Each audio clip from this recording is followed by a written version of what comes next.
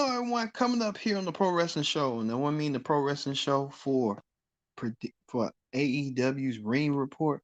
Man, what a phenomenal AEW Dynamite it was, where we saw a lot of action as we saw Jon Moxley defend his New Japan United States Championship.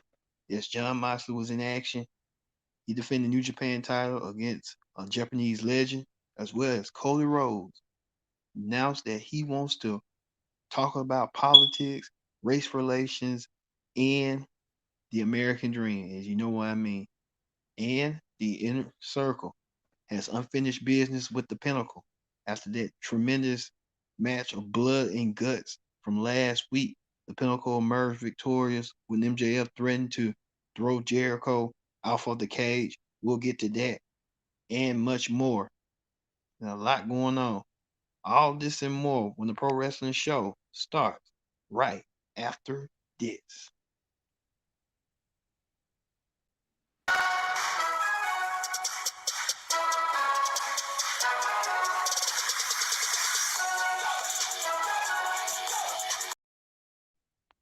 Hello, everyone. Welcome to this edition of the Pro Wrestling Show.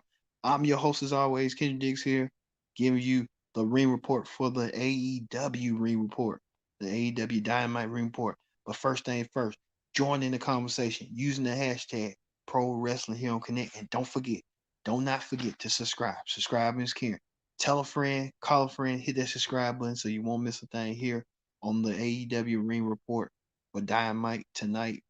Well, Dynamite it was. It kicked off with Wild Thing. Yes, Jon Moxley came out with some new theme music, Wild Thing. I know they played that song for so many times. Now, AEW Tony Khan having that big fat checkbook and just writing the rights for it and say, hey, we want to own Wild Thing. It's been in the public domain for so long, but hey, Jon Moxley defended his New Japan Championship, his New Japan US title against a Japanese legend. I don't want to butcher his name, but it was a good, intense matchup. We thought that Jon Moxley was going to lose the belt, but he didn't. He kept his championship over that Japanese legend and showed respect. You know, that's what it is: respect given, respect earned. So hey, Jon Moxley showing the whole world that he is a true class act in wrestling. So hey, also Cody Rose came out there with an impassionate speech. He talked about race relations. He talked about segregation. He talked about Anthony Ogogo and how he wants to meet Anthony Ogogo one on one at Double or Nothing, and it's official. It will happen at Double or Nothing. Cody Rose will take on Anthony Ogogo, UK's Anthony Ogogo of the Factory with QT Marshall at his corner, and in Cody's corner will be Arn Anderson. Cody also made an interesting statement that he will not be the American Nightmare that night. He's going to be the American Dream. So you know what that means. He's going to be bringing a little Dusty Rose into him and going against Anthony Ogogo, who comes from Europe, and he's proud of being a European.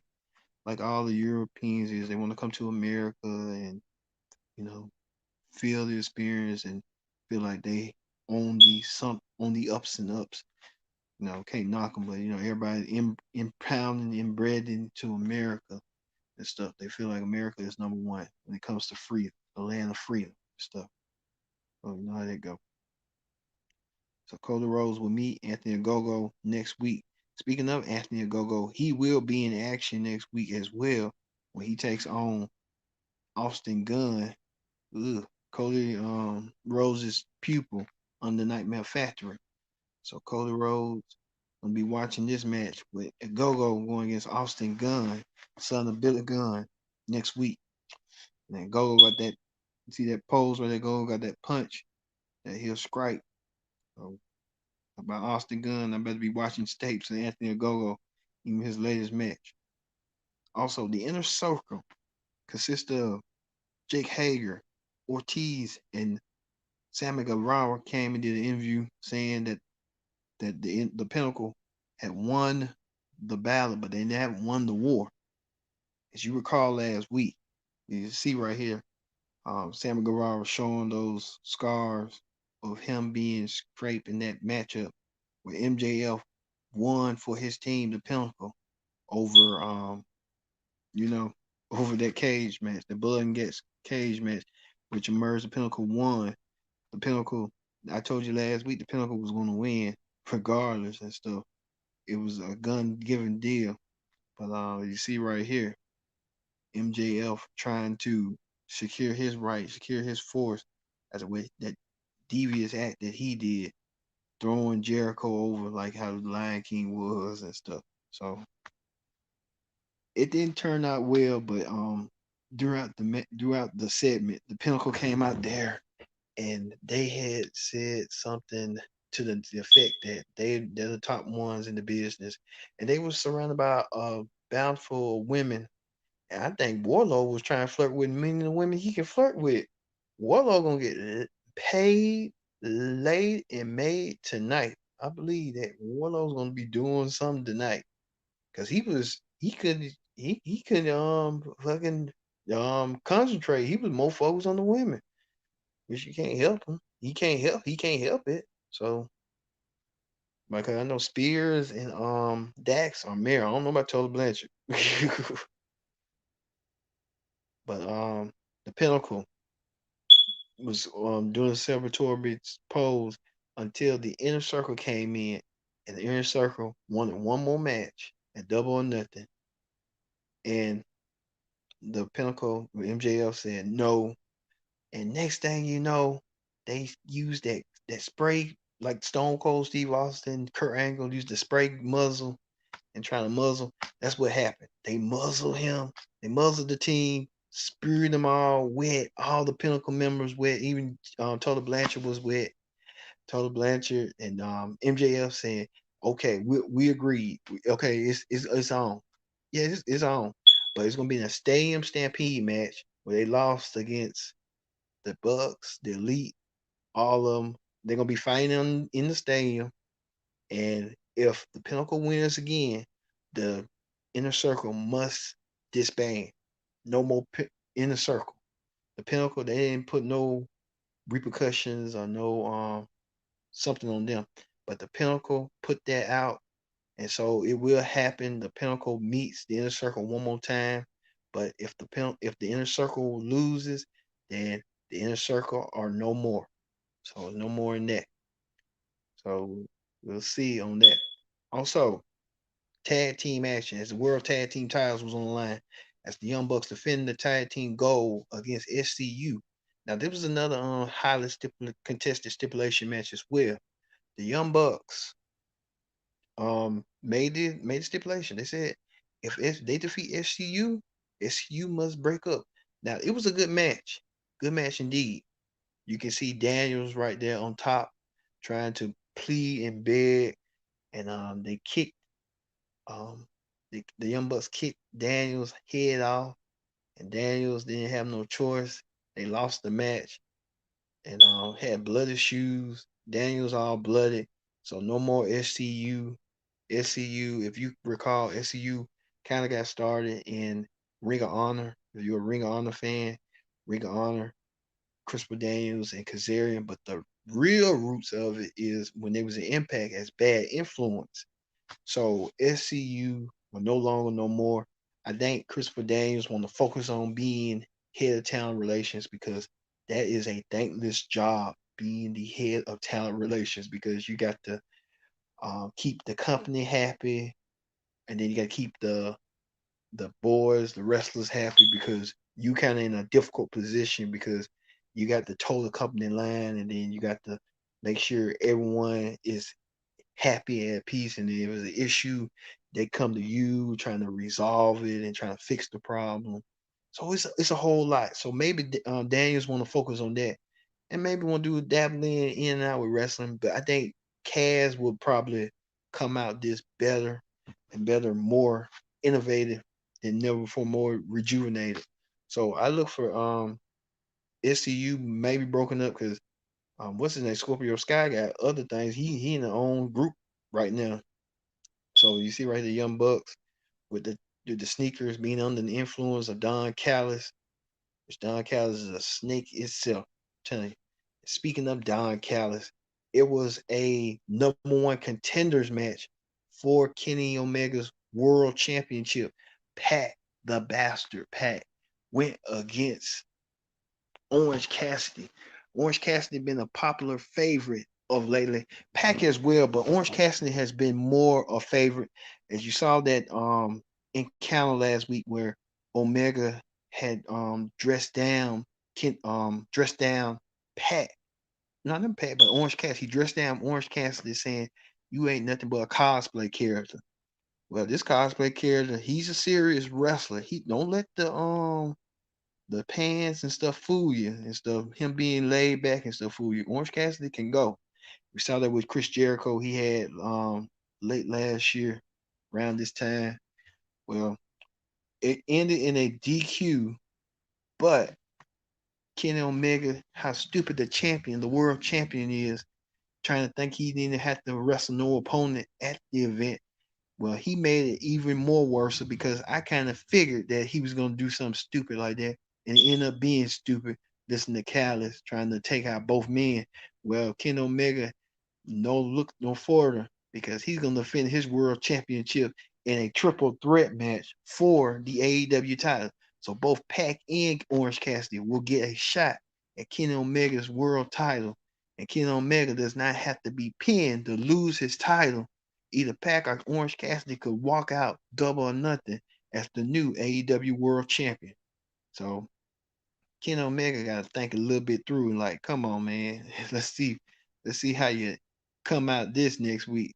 So speaking of that, the Young Bucks came out there and they said that they'll take on anybody and they issue a challenge to Moxley and Kingston for a World Tag Team title match at Double or Nothing, and it will happen at Double or Nothing between that. But first, the Young Bucks, they got through with SCU for the night. They banished them, so now they turn their attention to next week when they defend their World Tag Team title. The Young Bucks have been fighting champions. As like if you look, they might be heel and dirty, but they've been fighting champions.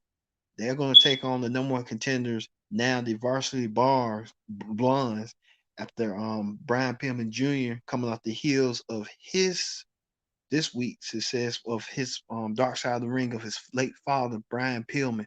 Now the Bucks did mention that Pillman Jr. might have aspirations to become a tag champion.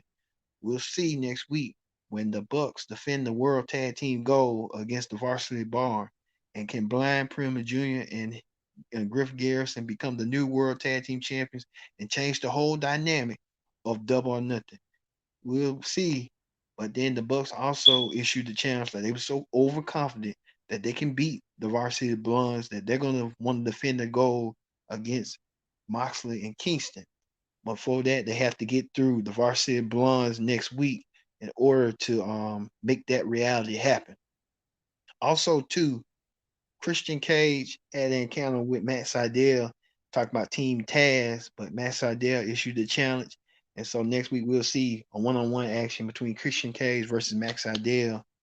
So two legends, Christian somewhat a legend, and Matt Sydal coming out somewhat a semi-legend. They will meet one-on-one next week. Also, Dr. Britt Baker, she sat down with Jim Ross and she talked about how she hates that Hiroshita has been making a mockery of the women's division. Well, she said that next week um she wants her opportunity and she will get that opportunity at Double or Nothing when she takes on Hiroshita for the women's championship. This should be interesting that Dr. Britt Baker blames Hiroshita for her nose being broken and her jaw or something being broken. And she wants to take that anger and resentment towards Hiroshita and take the one thing that Hiroshita holds, and it's that women's title. And if Dr. Britt Baker does that, she will be the face of the women's division. We're holding the women's title. And I said this, Dr. Britt Baker has been a prominent character. She, the bloody face with her and Thunder Rosa had, it was time for her to be women's champion then. And I think this is Dr. Britt Baker's time, and this is her moment to become the next women's champion going forward with AEW. But don't look farther when Thunder Rosa comes along and wants a rematch for the newly crowned championship. If that does happen, so Thunder Rosa won her match. So we'll see coming up. Speaking of women's action next week, we're gonna have Red Velvet challenging Serena Deb for the NWA Women's Championship, trying to keep the NWA Women's title a little bit relevant. They'll meet one on one. These two phenomenal women who are going to be clashing for the NWA Women's title. So we'll see that next week as well. Also, too, Hangman Page issued the challenge to go one on one against Brian Cage. Hangman Page still feeling the effects of the loss that he took from Brian Cage, and he wants a match against Brian Cage. They said it was immediately supposed to be Ricky Starks, but that's not going to happen as Brian Cage stepped up. Brian Cage is the perfect foil for Hangman Page. Brian Cage coming up there. I felt like, to me, Brian Cage should be the next Goldberg slash Ryback because of his agility. He is bigger. He has the agility to go. He moves like a cruiserweight, but he's more like a heavyweight.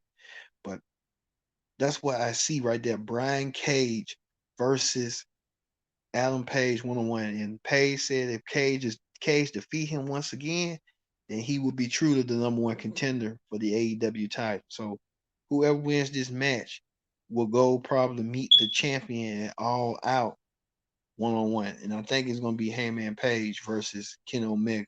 So look for that. And probably who never knows. You never know. You never know. It could be anybody at this point. They got a lot of big men that move quick and move fast and stuff.